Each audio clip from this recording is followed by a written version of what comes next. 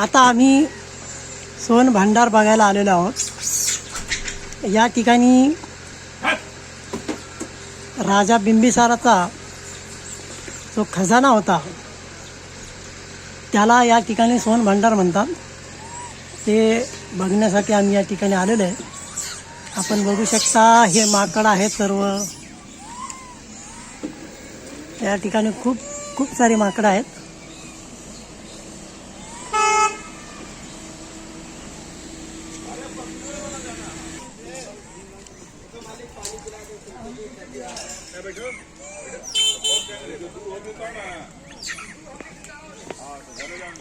हे आहे सोन भांडार।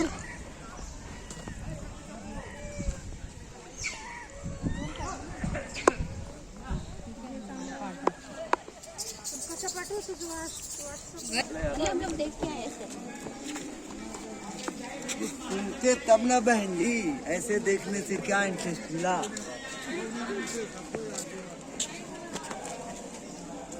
ऊपर से पत्थर का दरवाजा बंद कर भीतर में एक लिपि लिख दिए।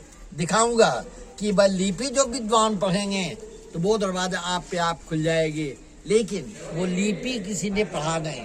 जब ब्रिटिश का समय आया तो राजा बिंबिसार का खजाना समझकर अंग्रेज सरकार ने क्या किया कि सामने वाली जंगला से तोप लगाकर तोड़ना चाहा।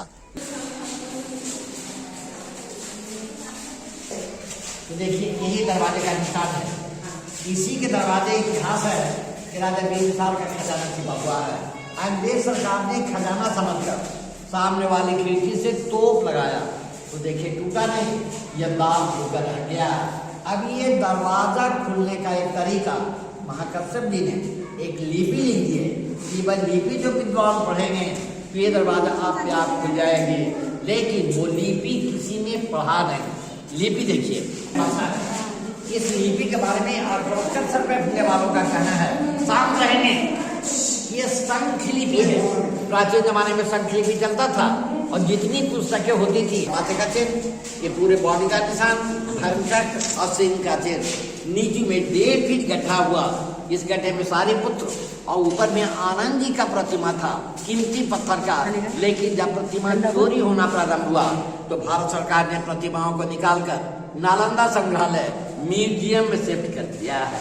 अब बगल वाली स्थान में चलिए जहाँ अपना बौद्ध विहार है, बौद्ध मंदिर है। था एशिया महादेश में माजी 3 ही यूनिवर्सिटी का नाम आता है। प्रथम तो हुआ तक्षशिला जो आपका पाकिस्तान और अफगानिस्तान के बॉर्डर पर है, जिसका राजधानी बेलूचिस्तान हुआ। द्वितीय हुआ नालंदा और तृतीय हुआ विक्रमशिला जो भागलपुर में है। तो नालंदा में 2 चाइनीज विद्यार्थी थे, फाहियान और हुएनसंग साहब जब भारत भ्रमण यात्रा किए तो उनके भारत भ्रमण यात्रा के रिपोर्ट पर यहाँ की खुदाई 1905 में लॉर्ड कनिंघम और मार्शल साहब ने करवाए तो 2 गुफाएं मिली। अब उसमें पूर्वी गुफा 2 तल्ले का प्राचीन बौद्ध विहार मिला, बौद्ध मंदिर मिला।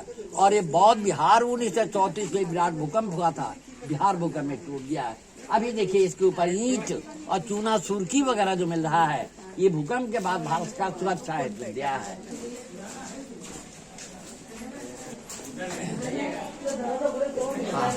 माताएं मेहमानों एकदम शांत रहेंगे तभी हमारा बात समझ में आएगा।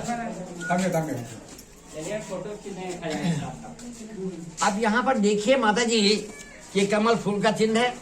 तो जब भगवान बुद्ध का जन्म नेपाल की तराई लुम्बिनी नामक वन में हुआ तो जन्म के बाद वहां पर वो 7 कदम चले थे और 7 कमल का फूल हुआ था। तो कमल फूल का सिंबल बौद्ध धर्म का प्रतीक है। हाथी का चिन्ह भगवान बुद्ध के माँ का नाम था महामाया।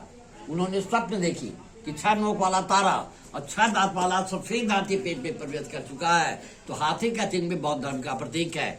और सिंह का चिन्ह भगवान बुद्ध जो थे वो शाक्य वंश के थे, इसलिए उनके नीचे में सिंह का भी चिन्ह पाया जाता है। इन प्रतिमाओं को तो पंडित मुनि भद्र ने नष्ट किया। अब इसी तरह का फिगर बोधि वृक्ष के नीचे में ज्ञान प्राप्ति हुआ था। ये बोधि वृक्ष का चित्रण है, स्पष्ट भगवान बुद्ध का प्रतिमा है। अभी यहाँ पर